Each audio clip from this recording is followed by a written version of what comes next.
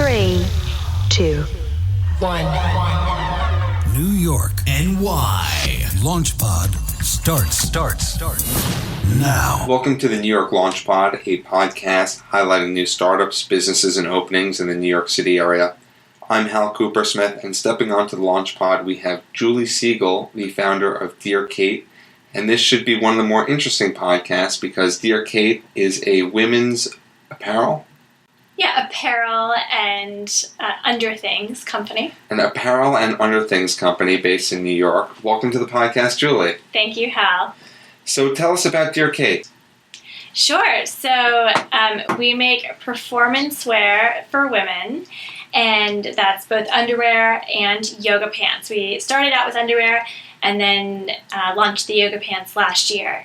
And so what's different about us compared to other lingerie companies is that every pair of our underwear and pants has our patent-pending lining in it. So it's our special fabric. It's called UNDERLUX, and it's actually 3 different layers. So it's the ultimate underwear for women. I can go into more detail if you want, but yeah, it's awesome fabric. Why is it the ultimate underwear for women? So the beginning thought is that every woman has a horror story during that time of the month.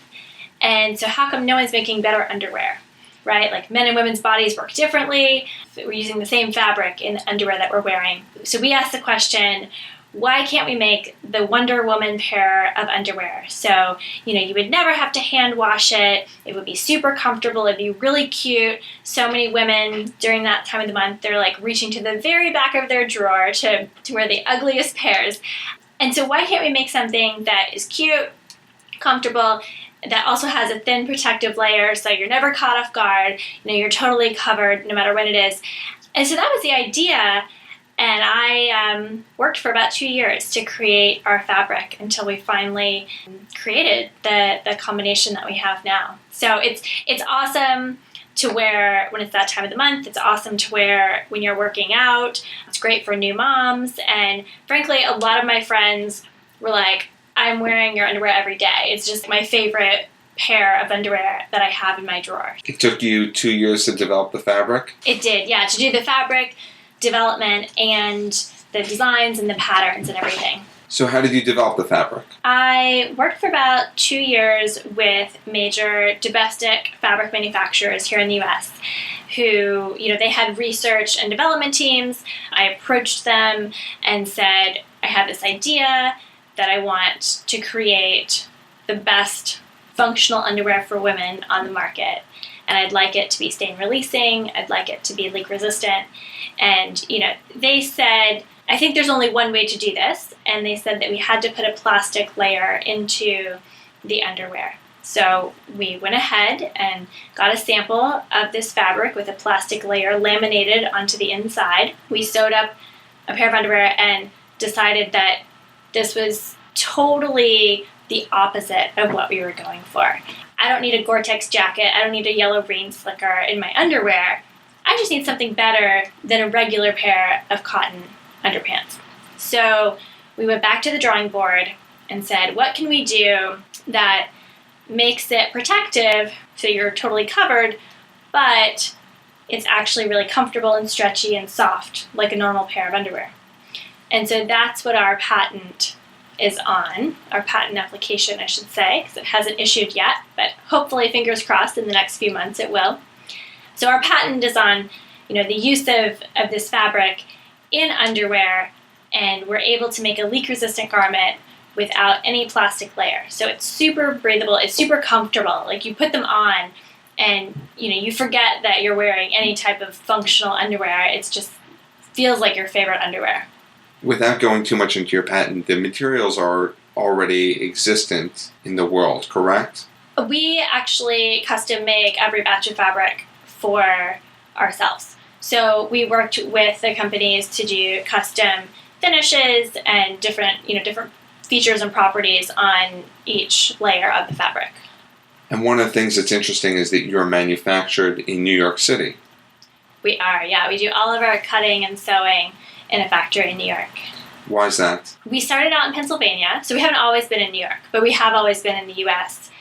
And when we started getting bigger, we moved from Pennsylvania to the New York factory. It's easier, frankly, to manufacture here than it would be to manufacture overseas. The turnaround times are much quicker. And Heidi, she's our operations director, she actually is able to go out to the factory. She spends almost one whole day every week at the factory. So she's checking everything that they're doing. She makes our patterns. I do our designs. She makes the pattern. They make a sample. We can get it back in a week and a half if we're really pressed for time. It's a luxury, actually, to be made here than have to wait a month for something to turn around overseas. Where's the factory? It's in Queens. What's the increased cost of manufacturing in New York City as opposed to anywhere else in the U.S. or overseas? We've looked into different options for manufacturing, and nothing beats what we're doing right now from both a cost and logistical standpoint. You have to factor both of those in. But when you think about the amount of money that you would spend shipping thousands of yards of fabric overseas, we've developed great relationships with our fabric manufacturers here in the U.S., and we love working with them. It's not really cost effective to go overseas unless we had massive quantities and huge volumes. So right now, it's still a great deal for us to manufacture here, and it's the most enjoyable one by far. So how did you come up with the name? It's interesting because people hear Dear Kate, and what they've told me is that they intrinsically like it. And that's what we were wanting in a name. We want something that feels warm. It came out of the idea of an advice column. So Dear Anne or Dear Abby. Dear Kate. Kate's a fictional character, but she could be your best friend. She could be your speed dial in a crisis. You're like, oh my God, what do I do? And Kate has the answer. One reason that we chose the name Kate is that she could be any age. And it was important to us to choose a woman's first name that isn't generational. So Kate could be 5, she could be 82. And when you think about it, there is really any woman who has her period and who's older can wear our products. So we wanted to be able to speak to all of them. You mentioned that there's a wide range of available customers, but who is your target? It's tough to say who our target is. We do see the most people buying our products are women between the ages of 24 and 35. But we have women who are, in their 60s and 70s who are buying our product. We have women of all ages. We have moms who buy them for their teenage daughters who are getting their period for the first time.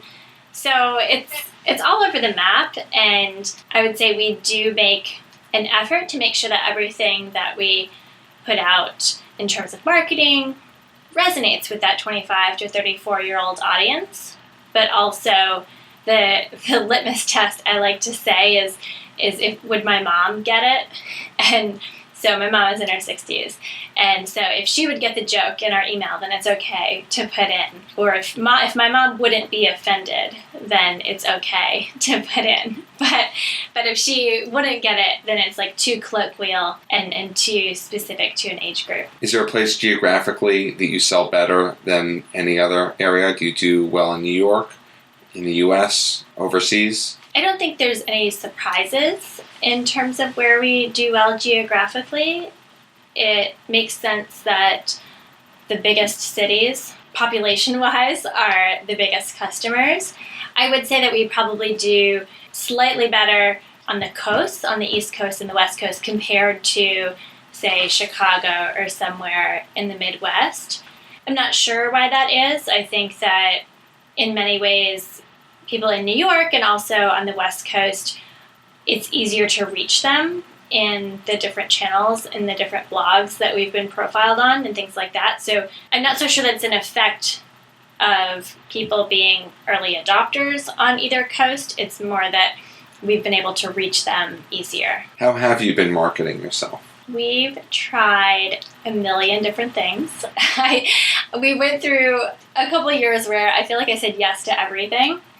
Someone approached us, wanted to work together, and I was like, definitely, we'll do it. We're going to do everything possible to get in front of people. Including this podcast. including this podcast. You sent me a very compelling email, so I was happy to oblige. But in the last year or so, we've really focused on more meaningful outreach. And what I mean by meaningful is thinking about how we can genuinely tell our story and talk about the underwear and talk about how it came about and the purpose behind it and our ideology and philosophies. And that seems to be so much more effective than simply paying for a banner ad on a website or, paying for a billboard. We haven't yet purchased a billboard. Maybe we never will. But I'm a big fan of earned media instead of purchased media. So what is your philosophy? Oh, goodness. It's hard to distill that into one sentence. It depends on if you're asking me. You're not limited to one. Yeah. Depends on what you're asking me about. I mean, we've tackled a lot of different things in our marketing, and I really love to look at ourselves as a company that pushes the envelope not only in the products that we create, but also in how we portray them in the marketing that we do. I love that we use models to showcase our products in our lookbooks who are people that we admire because of who they are and what they do, and not simply how they look. So most of the women who wear our products in our lookbooks, they are not traditional models. They're dancers, they're singers, they're athletes. We had a florist, we had women in tech, and that to me is more aspirational as a customer to see a woman who's a mover and a shaker who's wearing our underwear. And she's like, I wear this underwear when I get done.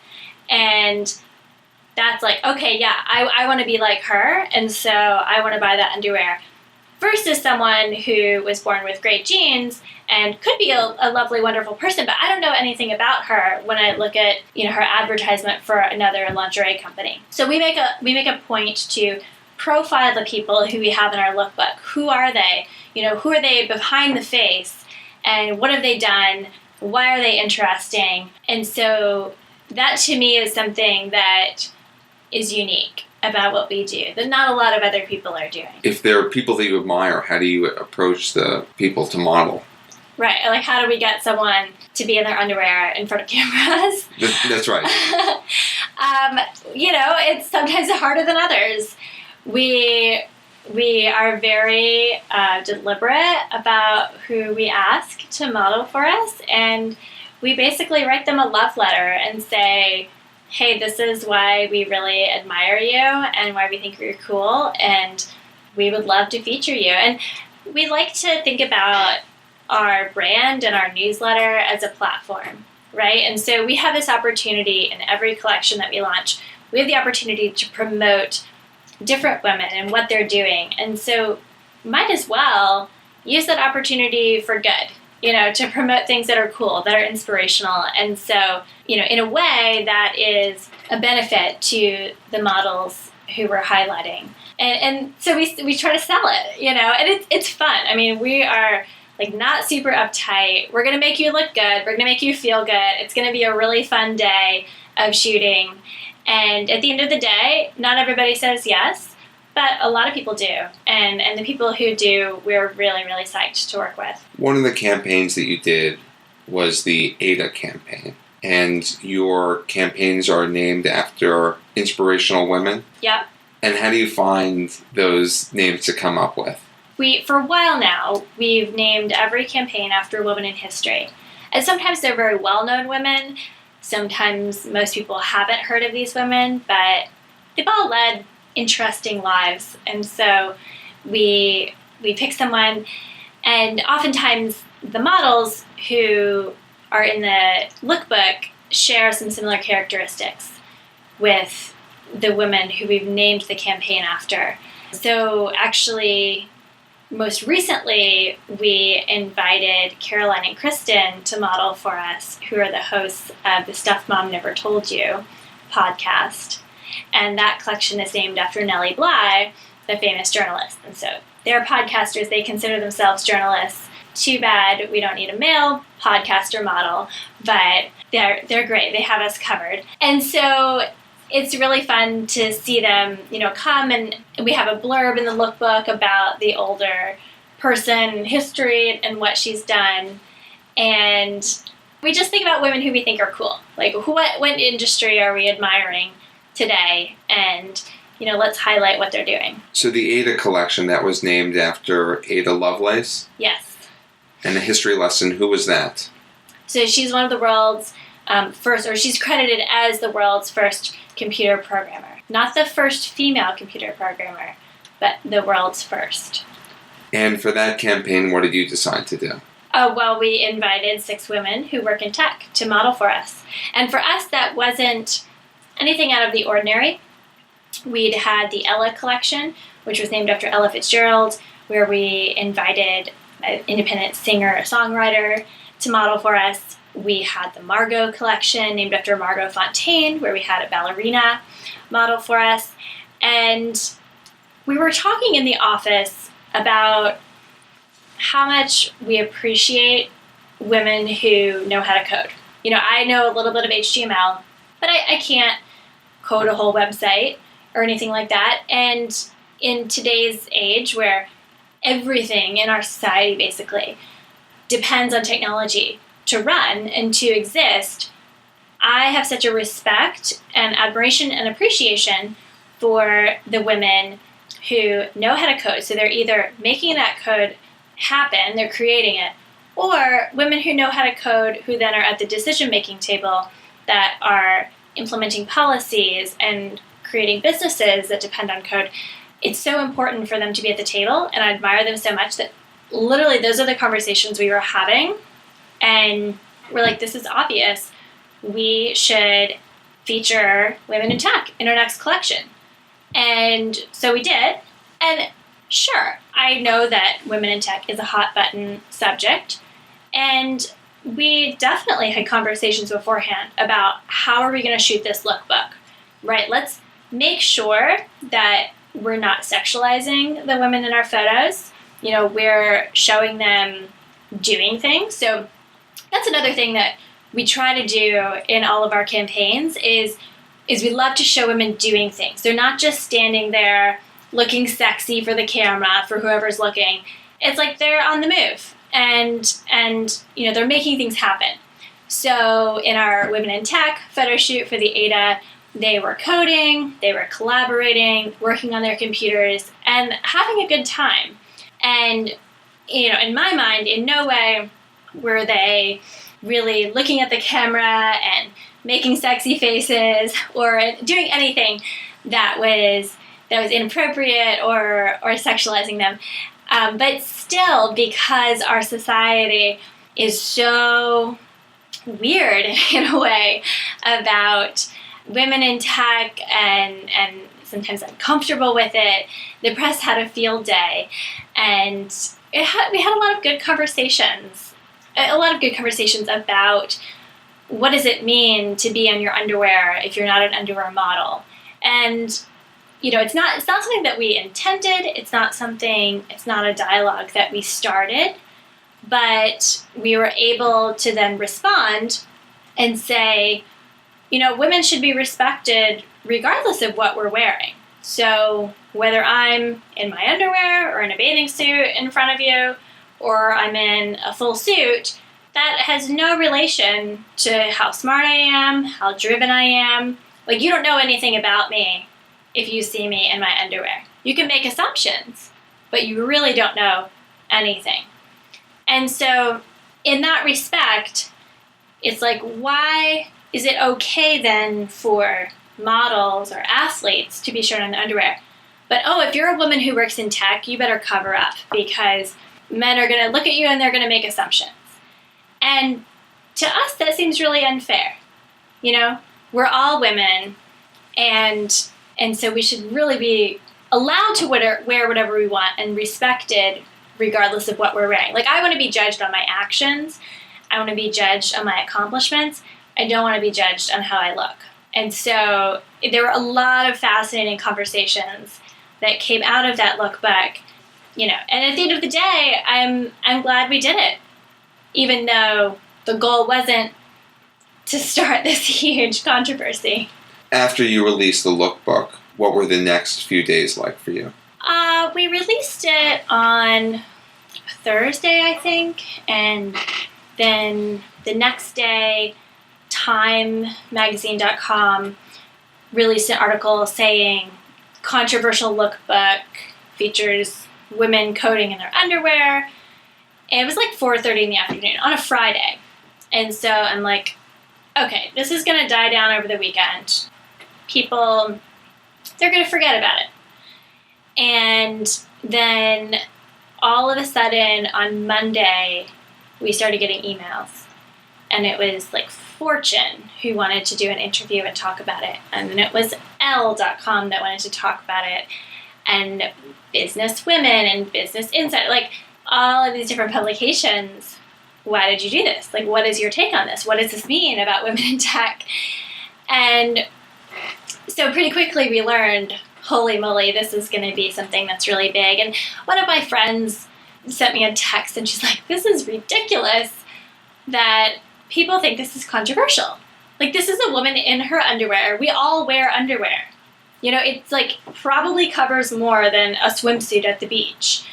And so she's like, I'm going to post a picture of myself working on my computer in my underwear in solidarity to be like, this is not a big deal. And she's like, what should I hashtag it? And so we were talking, and a couple other friends had reached out, and they were like, this is crazy. So we decided that the most appropriate hashtag would be the hashtag not controversial. And we sent an email to our newsletter, and we were like, hey, this is what's happening. People are calling our campaign controversial. We don't think it's controversial to be in your underwear. And if you stand with us and you back the women in tech who model and you back our other campaigns, show us a picture, hashtag it not controversial if you want to, no pressure.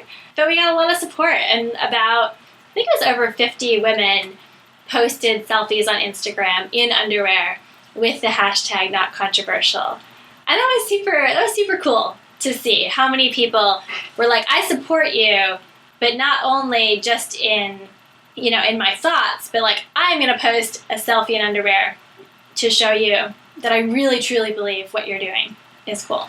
So how do you balance the line of being not controversial as an underwear company? Or do you say, I'm not going to push the limits? Because at least in terms of marketing, it seems as though a lot of fashion companies and everyone else is kind of pushing the limits, but you're trying to be not controversial, it seems like. I would say that we are trying to do what we feel is right, and I do think we want to push the limits of society. I think there are lots of long-standing beliefs by society that could stand to be challenged. So I would say that that particular campaign of having women in their underwear shouldn't be seen as controversial, right? We're saying that it shouldn't be seen as controversial, even if some people do see it as controversial. So I would never say that as a brand, we don't push the envelope or we don't push the limits, because we definitely do. How do you want to push the limits then? I think that there's a lot of societal beliefs or maybe uncomfortableness with periods and with things that have traditionally been women's topics. And it's sad in a way, because almost every woman gets her period, and it doesn't have to be something that people are embarrassed about or ashamed of or like have to hide from everybody. And women are getting their periods younger and younger, right? So it's like middle school girls. And I think as a society, we want to teach them that, like, hey, this is normal. This is totally okay. You can talk about it with your friends. Nobody should make fun of you for it. It's not a bad thing. And so, but it is one of those things where everybody, when you're walking down the hallway at school or, in the office, and you've got a tampon, like, you're not just going to hold it. People shove it up their sleeve or down their sock or, like, in their pocket. They don't want anybody to know. And it's just kind of silly, because if you had a migraine or something, you wouldn't think twice about telling someone, hey, like, I'm not feeling great, like, I have a migraine. Yet there are so many people who would never, ever in a million years in the workspace be like, I feel really bad today, like I've got cramps. But it happens, right? And so you just pretend that you're feeling great. And so to me, that's such a sign of, you're a woman, you have a period, there are all of these feelings, good and bad, that come with it. And it doesn't have to be something that we have to feel like we have to hide. So in that way, I think there's a lot of room to push back against the current status quo on how people behave around periods and around women's issues in general. That's one of the reasons that we decided to launch our first time video. I don't know, did you see our first time video on YouTube? I saw a few of the videos. Okay, so it's like we asked 20 women to tell us about their first experience getting their period. And some of them, they were humorous. Some of them were sad. And it was just cool to see people talk about them and how for some people it's a really big deal to get their period. For other people it's not a big deal. But overall, we should talk about it. And it was just really cool for us and amazing to see when we launched it. In 3 days, it got over 200,000 views. And so to me, that shows me that people are interested in changing society and in changing cultural norms and cultural behavior. And I would even go so far as to say that 2015 is going to be the year of the period. It's not even halfway over yet, but there have been so many strides in terms of media talking about periods that I can't wait for the second half of the year. For those of us who haven't been following so closely, what have been some of the indicators of year of the period? Sure. I probably follow it closer than some people do. But Rupi Kaur, she's an artist and a poet, and so she posted a photo on Instagram that was part of a series relating to menstruation, and so it depicted a girl who was sleeping, and she had a period spill, and so you could see the period on her sweatpants and on her sheets, and she was fully clothed, right? So there was nothing scandalous about it from the perspective of what she was wearing or how much skin she was showing, but Instagram deleted it because they said it violated their guidelines. And Rupi fought back and said, hey, I demand an explanation. Why is this photo deleted? I don't think it violates your community guidelines. I think you're just squeamish and awkward around periods. And so they reinstated the photo, and I think they actually deleted it again and then reinstated it. But it brought a lot of attention to differentiating factors between what really is objectionable versus what is just uncomfortable. So that was one thing that happened. The other thing that happened this year that was pretty remarkable is an Australian tennis player who was playing, I'm not sure what match it was, if it was the Australian Open or it was a big match. And she lost her game and then was interviewed about it. And someone asked, what contributed to your performance? And she said something about she didn't feel well and it was related to girl things. Very clearly talking about her period, which was really unheard of before then. It was always something that, female athletes didn't want to be seen as weak and didn't want to be seen as using their period as an excuse. And all of a sudden she said this, and it was like this rallying cry to acknowledge that your period does sometimes take a toll on your body, even on the world's most fit, accomplished athletes. There's still the realities of being human. And it's okay to talk about them if you really felt an effect. So that was something that particularly was in the tennis world a big conversation. Moving on from the year of the period and back to your company, how many pairs of underwear do you offer at any one time? It varies. We try to launch a new collection every month on our website. We have 3 different categories. So some of the pairs are sporty, some are basic, some are fancy. We try to have something for everyone. So, anyone who's interested in trying our technology, they can come to our website, find something that they like. And I would say, we phase out the older styles, but right now we have about 100 different products on our website, and almost every pair comes in 5 to 8 different sizes. So we have sizes extra small through 3X. Not every pair is available in every size, but we do our best to be size inclusive. And yeah, it's a lot of underwear.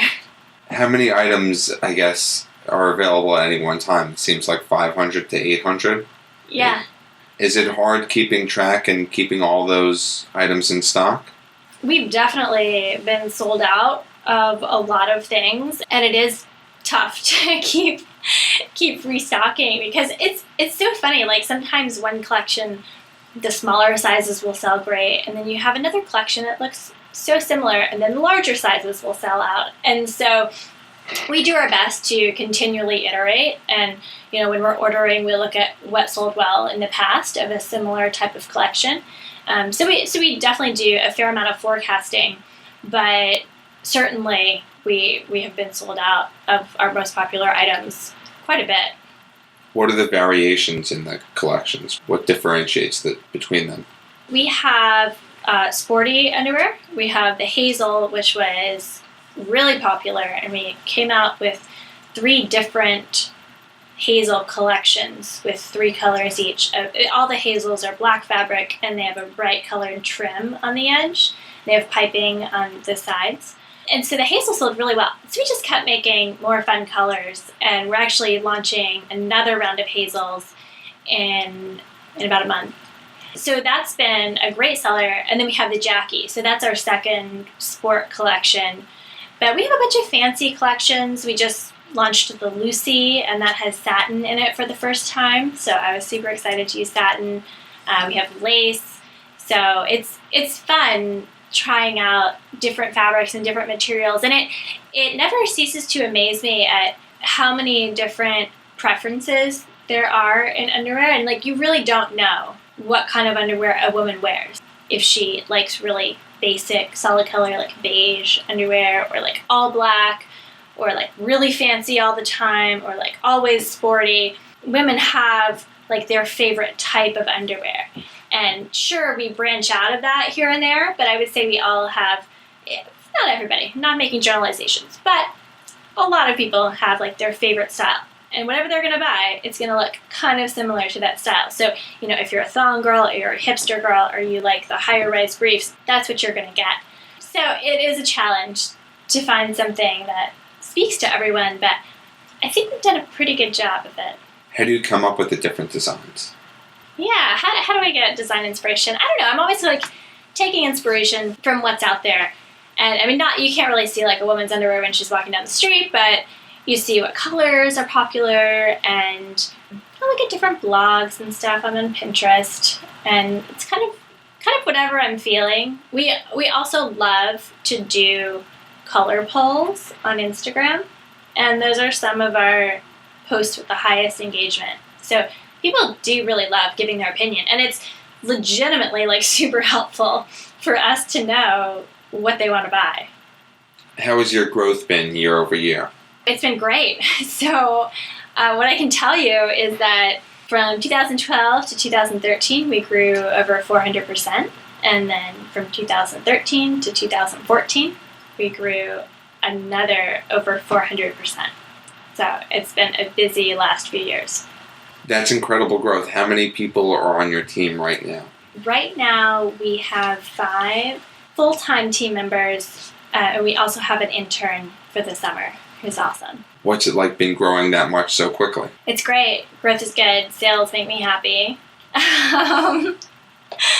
The more growth, the better. I mean, everybody, in the beginning, like, everyone tries to scare you, right? When you're pitching investors and they're like, oh, so like what plans do you have in place when you, that would be awful if you got that many orders. And I'm like, no, it would be wonderful. Like, we'll figure it out. And you always figure it out, right? The worst thing in the world is to not have enough demand. But like, my goodness, when you have demand, you put it on back order, you sell, you pre-order, and then you fulfill. And it may not always be on time, but you try to make the customer happy. If they're not, then you exchange it for something else.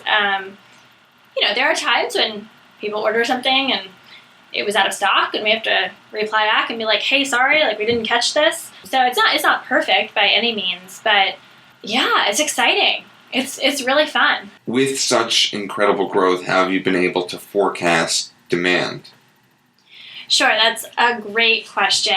And I think one of the things that has helped us a lot and that we really appreciate about manufacturing in New York is that it's a fairly quick turnaround time. So if we have the fabric in stock, we can manufacture more product in 2, probably 3 weeks is a more realistic time frame.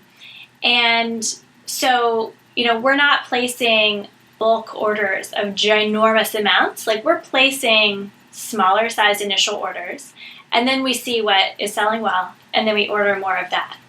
And, we're not always able to restock fast enough. There are plenty of times when we are sold out of something, and we get emails from customers that are frustrated. They want to buy the set of 6 and it's sold out in their size, and so they're saying, when are you going to have this in? When are you going to have more? And definitely we've lost some sales because we couldn't keep up with the inventory needed. But I think we've learned better, and the more that we sell, the more data that we have in terms of different styles sell better in different sizes. And so we have different size ranges that we'll order for briefs versus hipsters versus thongs. And we try now to get into the habit of ordering more fabric in the beginning so that we can be more nimble and flexible, as different things sell that we may not have predicted, because no matter how much you forecast, it's never going to be dead on because things change. It's amazing how much, like, a certain press outlet will feature us. Another press outlet could feature us, have almost the same story. And because they have different readership, totally different items on the site will sell. How much does a pair of underwear cost? Depends what style you want. So it ranges from $28 to $58 on the site. We give a discount for first-time customers, so you can get 20% off your purchase if you sign up for our newsletter. So that makes it, easier to try something out, to make sure that you like them before you buy a whole bunch. But we also have sets of 3 to 6 pairs that you can get. So if it's something where you do really like them, we'll give you a discount to buy more than one and make that easier. You make more than just underwear, right? We do, yeah. We make yoga pants as of last year. How did you decide to expand into yoga pants? It was funny. It was unexpected, right? Like, we'd never really thought about activewear when we first started. It was all about underwear. But we saw just how well our sport collection sold. I mean, women love wearing our underwear when they're working out. It's like, we're sweating, it's gross, and our fabric really helps. So we knew that women loved our underwear when they were running, when they were at the gym, and we did a survey a little over a year ago, probably a year and a half ago, to all of our customers and said, hey, we're thinking about branching out and adding on another product category. We gave them like 10 options and said, what would you most like to see? And yoga pants by far was the winner. And the cool thing that we realized is that if we put our patent-pending UNDERLUX fabric lining inside the yoga pants, then there would really be no reason to wear underwear underneath them, because it has all of the properties that you would ever want from a pair of underwear and more. And so when we took it there, we realized, well, wait a second, if you're not wearing underwear, then you can be running for miles. You can be running a marathon. You can be, working out super intense, and you're not going to have to worry about bunching with your underwear underneath your tights. You don't have to worry about any underwear lines showing when they're under your pants. And so all of a sudden, we were like, this could be really awesome. And I was previously, some women already don't wear underwear underneath their yoga pants already. They're comfortable doing it. I was previously not comfortable going to the gym with no underwear on. I was just can't do it. But I tried it, and I was like, this is kind of amazing. Not to overstate it, but I felt really free. And I was like, this is great. Let's do it. So it took a long time to figure out the patterning and everything. And we finally launched a Kickstarter last June, and it was a big hit. How many pairs of underwearless yoga pants did you sell in your Kickstarter campaign? Well, our goal was to raise $15,000, and in terms of number of pairs, they were approximately $100 each. So like 1,500 pairs was our goal, 150 pairs was our goal, and we weren't sure like how popular they would be. So, but we sent out an email to our newsletter and said like, hey, 2 weeks away, like the big day is coming up, and then we sent out an email the day of and said, hey, we're so excited it's here. Like if you want to pre-order a pair of yoga pants, go to our Kickstarter page and check it out. And within 1 hour of launching the Kickstarter, we had made our goal of $15,000. And so we were blown away. Literally in the office, we're like screaming when we hit our goal. And people were like, what is wrong with you? And we like went to get supplies for mimosas so we could celebrate. And so we worked really hard over the next 30 days to promote the campaign, get as many people as we could to find out about it, and ended up raising $158,000 over 30 days. So what did you do next? So then we got to work on ordering the fabric. We had to actually specially order a specific sewing machine for our factory. It was a sidearm flat lock sewing machine, so we could have really smooth, thin seams on the pants. And so we waited for a long time then for the fabric to come in, and then we waited for the machine to come in all the way from Japan. It was brand new, and it was out of stock when we ordered it, so then they had to like make a custom machine for us, so that took forever. But we were able to get the pants out in time for the holidays in like mid-December. We shipped everything out last year. Start to finish, how long did the process take? We launched the Kickstarter like the last couple days of May, and which depends on what we're defining as start to finish. But yeah, it was a long process, and sometimes I'm like, oh yeah, we'll just whip that up, but it really does take a lot of work to develop something that's new, that you're not like in the habit of doing already. What's been the response to underwearless yoga pants? Well, ABC.com said that we may just be the next darling of the workout world. So we've got a lot of press love and also a fun number of Instagrams. People have taken pictures working out in their pants, and great feedback. Our customers are wonderful, and I think what I really appreciate about them is that we're working on our activewear 2.0 line right now, and so we sent a survey. People are not shy about telling us what they like and what they don't like about the pants. So we have very specific directions of the changes that we're making from version 1 to version 2. So I'm really excited for our next version. Who would you say your competitors are? We have a couple different competitors. I would say 2 main underwear companies in the functional underwear space. So Thinx Underwear does period underwear, and then Knixwear is a company out of Toronto that does incontinence underwear, I would say.